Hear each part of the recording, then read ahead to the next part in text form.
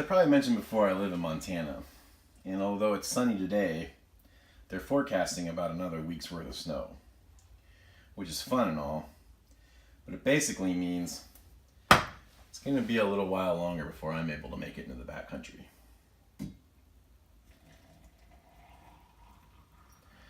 You're probably wondering why that's such a big deal, but if you're like me, this time of year is always hard because you start to get what I call backcountry blues, where the wanderlust is building up quite a bit, but yet still not quite able to make it out. Temperatures are starting to hint at being nicer, still unable to put the boots and pack on. So what can we do in this time of the year to keep the backpacking fire alive? So today we're going to take a look at some of the things that I do to keep myself busy in the off season.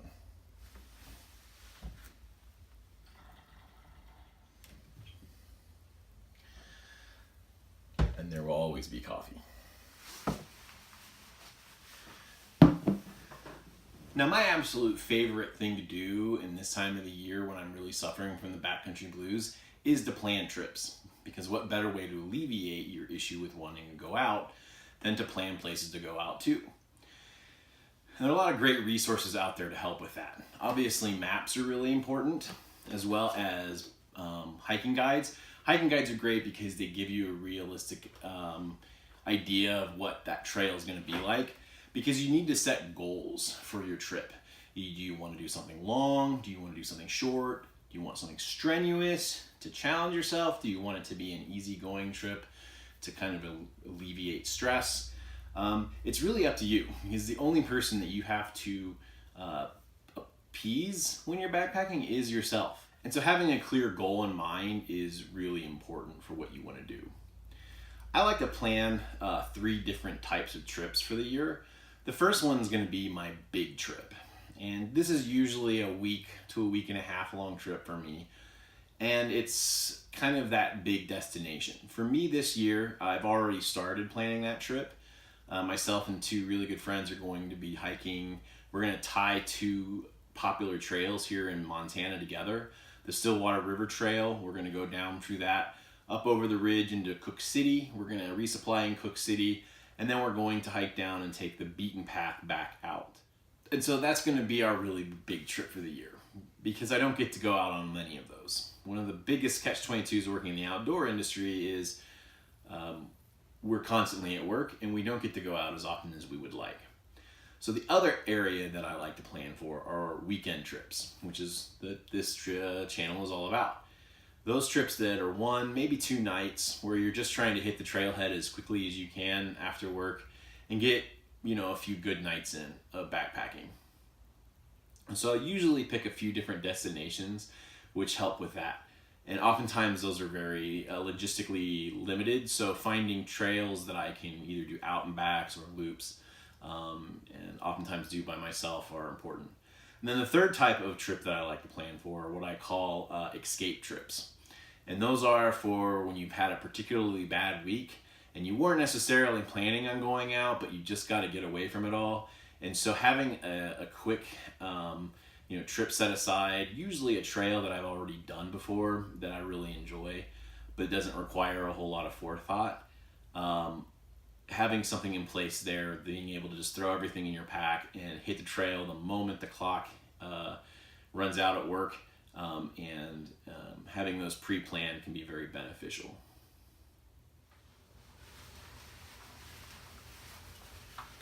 Probably one of the most important things we can do in the off season is to check over our gear. It's been sitting on the shelves probably for 4, 5, 6 months, depending on where you live, and things can get funky. Things need to be tuned up. Sometimes your stoves need to be checked. Fuel inventory, take a look at how much fuel you've got. Go through your checklist and see if everything is where it's supposed to be, that any gear hasn't magically walked away from you. And then braving the ever-present stuff sack container to make sure things haven't gone funky. Yeah, we should probably wash those. Also check your sleeping bag. Make sure that it's been well lofted throughout the winter and doesn't need to be washed. A lot of people think that down shouldn't be washed, which is actually not true. Down needs to be washed because as we sleep in it, all of our funk gets in there, mats the feathers down over time, and it can actually lose loft. So you may need to go to a laundromat to get your sleeping bag cleaned and making sure that you've got the proper types of soap and equipment to be able to get your sleeping bag washed up. Probably do another video on that here soon. Check your tent. Make sure everything's there. Make sure all the seams look good. Make sure there's no mildew. Water bottles, all of the stuff can be checked over to make sure everything's in good working order.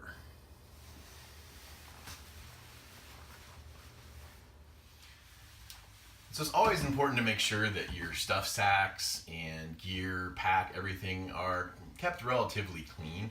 And you want to make sure that you use the right kind of soap. For instance, I'm using Granger's Tent and Gear Cleaner.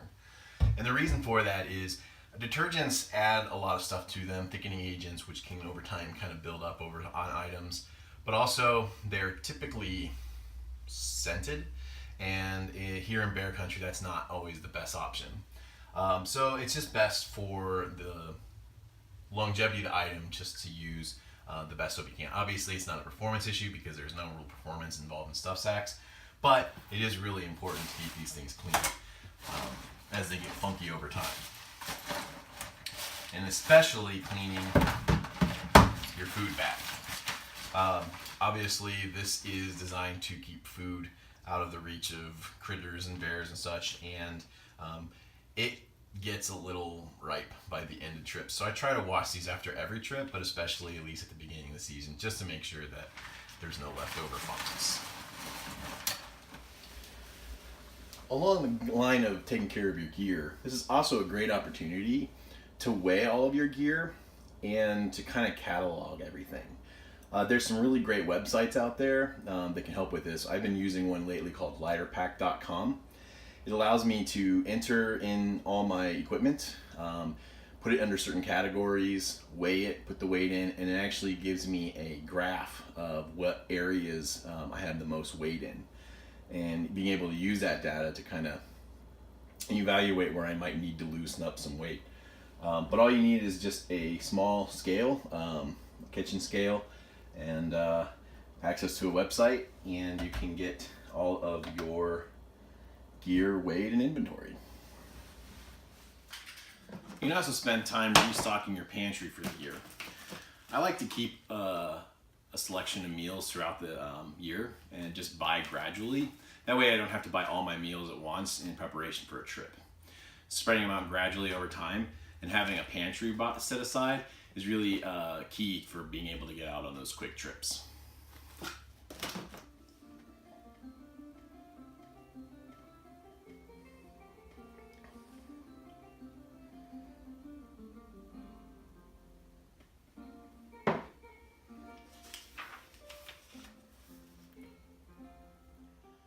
Another great way to spend a snowy weekend day getting over the backcountry blues is reading books about the outdoors. Variety of topics available.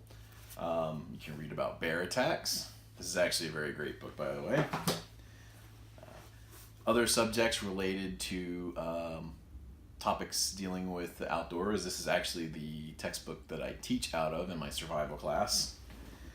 You can learn new skills such as fitness in the backcountry, which is something I'm working on. Basic navigation. Knowles books are always a great option. Wilderness guide. Or spend some time learning how to take care of your gear in the backcountry.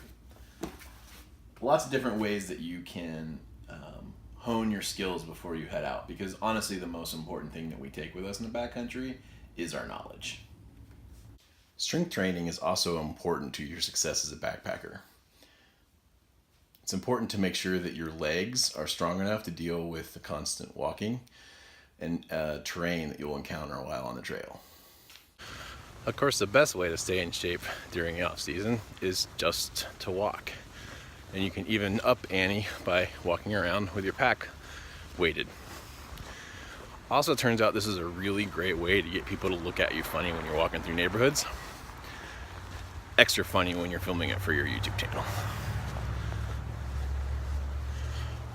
So what are some ways that you fight off the backcountry blues? Let me know in the comments below. If you like what you saw, don't forget to hit like. Also subscribe and hit the little bell thingy if you want to get some more updates. And as always, thanks for watching.